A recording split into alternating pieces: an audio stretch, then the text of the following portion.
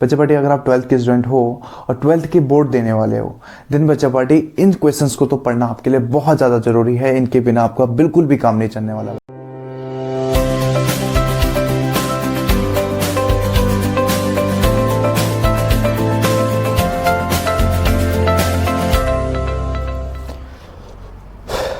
Hello बच्चा party, welcome back in the quantum class. It's the finest easiest and every way to learn the concept of physics.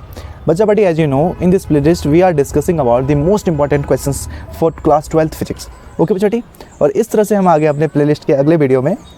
बच्चा party, in previous lecture we have already discussed about most important topics of electromagnetic induction. बच्चा party, और finally we are in chapter 7th and chapter 8.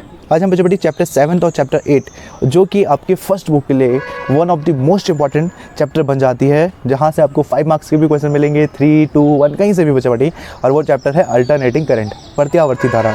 तो बच्चे बड़ी इसी तरह आज हम अल्टरनेटिंग करंट और इलेक्ट्रोमैग्नेटिक वेव्स, ठीक है, विद्युत चुम्बकीय तरंगों, इनको कवर करेंगे। और देखते हैं ज़्यादा समय ना गवाते हुए इन दो चैप्टर्स के इंपॉर्टेंट टॉपिक्स को बच्चे बड़ी कितने बार आए हैं। तो AC voltage apply to a series LCR circuit बच्चा बड़ी LCR परिपथ 28 टाइम्स, प्रीवियस 10 ईयर्स में बच्चा बड़ी यहाँ पे CBSE ने 28 टाइम्स यहाँ से क्वेश्चंस दिए हैं। मैंने आपको पहले भी कहा, अगर आप प्लेलिस्ट से पहले से जुड़े हुए हो तो आपको पता ही होगा कि हम प्रीवियस 10 ईयर्स के क्वेश्चन पेपर को बेस ले रहे हैं बच्चा बड़ी CBSE के। ओके, और जो टॉपिक आपके CBSE के लिए इंपॉर्टेंट होता है वो आपके स्टेट बोर्ड के लिए भी साथ ही साथ उतना ही इंपॉर्टेंट होगा, इक्वली इंपॉर्टेंट होगा बच्चा बड़ी। जो टॉपिक्स कुछ टॉपिक ऐसे होते हैं जो CBSE के लिए इंपॉर्टेंट होते हैं, स्टेट बोर्ड के लिए उतने इंपॉर्टेंट नहीं होते हैं। तो बच्चा बड़ी वो प्लेलिस्ट में हम चलते हुए वो प्लेलिस्ट में मैं आपको बताते हुए चल रहा हूँ, ठीक है। कुछ टॉपिक होते हैं। फिलहाल हमारे पास है LCR सर्किट। अगर आपने अल्टरनेटिंग करंट चैप्टर पढ़ा है बच्चे बड़ी तो आपको ऑब्वियस सी बात है, आपको पता ही होगा LCR। आपके जो भी मेंटर रहे होंगे, टीचर रहे होंगे, या फिर आप सेल्फ स्टडी कर रहे हो तो उससे अच्छा क्या हो सकता है। जैसे भी आपने पढ़ा होगा आपको पता ही होगा LCR सबसे मोस्ट इंपॉर्टेंट टॉपिक है बच्चे बड़ी, और यह आया है 10 ईयर्स में 28 टाइम्स। नेक्स्ट इंपॉर्टेंट टॉपिक बच्चे बड़ी ट्रांसफार्मर 16 टाइम्स, ये भी कम नहीं है, देख लो एवरेज 10 के ऊपर ही रह रहा है। प्रीवियस 10 ईयर में 16 टाइम्स यहाँ से क्वेश्चन बने हैं बच्चे बड़ी। और ट्रांसफार्मर में आपको क्या पढ़ के जाना है, ये तो बड़ा सिंपल सा टॉपिक है, ठीक है। अगर आपने प्रीवियस चैप्टर पढ़ा हुआ है मैग्नेटिक इंडक्शन वाला तो ट्रांसफार्मर आपको सिंपल सा लगेगा। ओके, ट्रांसफार्मर में आपको ट्रांसफार्मर का कंस्ट्रक्शन पढ़ के जाना है, उसका डायग्राम आप अच्छे से देख लेना। काइंड्स ऑफ ट्रांसफार्मर 2 टाइप के हमने पढ़ा है ना, step up transformer, step down transformer, Hindi में ऊंचाई अपचाई ट्रांसफार्मर कहते थे। ओके, और लास्ट में बच्चा बड़ी आप जाते अगर आप ट्रांसफार्मर टॉपिक कवर कर रहे हो ना तो साथ में ये भी टॉपिक कवर कर लेना। पहले तो 3 चीज़ ये कर लेना। पहला तो हो गया उसका कॉन्सेप्ट या फिर किस प्रिंसिपल पे बेस्ड है ट्रांसफार्मर। सेकंड, उसका डायग्राम तो अच्छे से ऑब्वियस सी बात है। और थर्ड बच्चा बड़ी ट्रांसफार्मर के काइंड, 2 टाइप के ट्रांसफार्मर होते हैं, स्टेप अप स्टेप डाउन, उसको अच्छे से विद डायग्राम देख लेना। इसके अलावा बच्चा बच्चे ट्रांसफार्मर से 1 मार्क्स में अगर कोई क्वेश्चन करते हैं तो इससे रिलेटेड ये देख सकते हैं कि ऐसे कौन से फैक्टर्स हैं जो किसी ट्रांसफार्मर की एफिशिएंसी को इंक्रीज करेंगे, दक्षता को बढ़ाएंगे बच्चा बड़ी।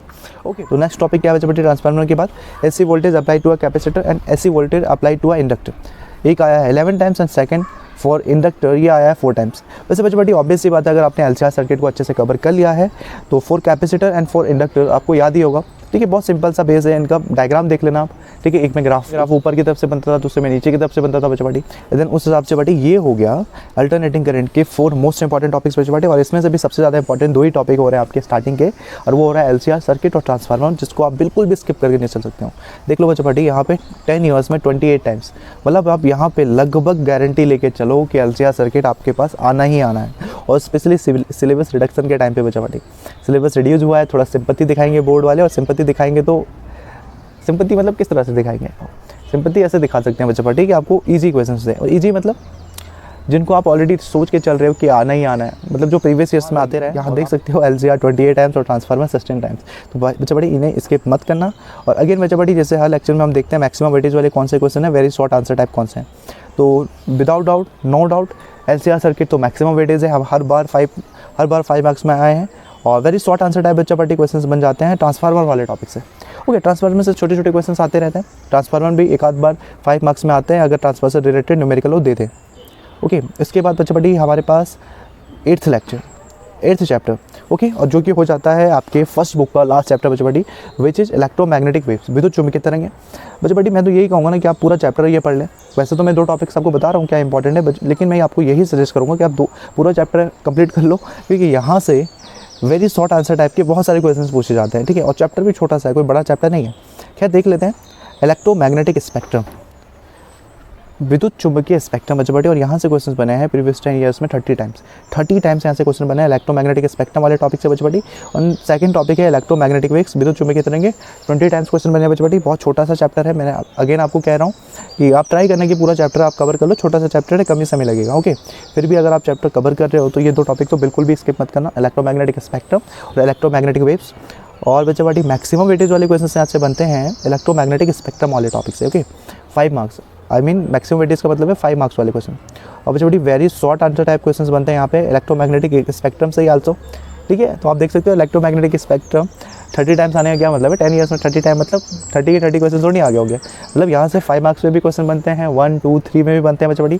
तो इसलिए चैप्टर छोटा सा है लेकिन आपके लिए इंपॉर्टेंट बन जाता है, क्योंकि 1, 2, 3, 5 ऐसा कोई भी पार्ट नहीं रह गया पेपर में जहाँ से क्वेश्चंस ना बना हो इन टॉपिकों से, इलेक्ट्रोमैग्नेटिक वेव्स वाले चैप्टर से। यहाँ पे 1 मार्क्स में बन सकते हैं, 2, 3, 5 मार्क्स में बन सकते हैं कि आप प्रीवियस सिर्फ 2 साल के पेपर उठाओ, उसमें आपको मिल जाएगा कि ये 5 में भी आए हैं, 1 में भी आए हैं, 2 में भी आए हैं, 3 में भी आए हैं। तो बच्चे बटी अब आ गया रे ऑप्टिक्स। ओके, तो हमने कवर कर लिया फाइनली इस लेक्चर के साथ फिजिक्स के फर्स्ट बुक में जितने भी इंपॉर्टेंट टॉपिक्स है बच्चे बटी। अगर आपने प्लेलिस्ट के प्रीवियस लेक्चर्स नहीं देखे तो प्लीज़ आप उसको जाके देखिए। और फाइनली चैप्टर 7 और चैप्टर 8 के बाद हमने कवर कर लिया है इलेक्ट्रोमैग्नेटिक वेव्स के साथ पहली बुक की सारे इंपॉर्टेंट टॉपिक्स को बच्चा पार्टी। और ऑब्वियसली बात है सेकंड बुक का हमारा स्टार्ट होगा रे ऑप्टिक्स और ऑप्टिकल इंस्ट्रूमेंट्स से। ओके बच्चा पार्टी, तो अभी के लिए इतना ही, मिलते हैं नेक्स्ट लेक्चर में।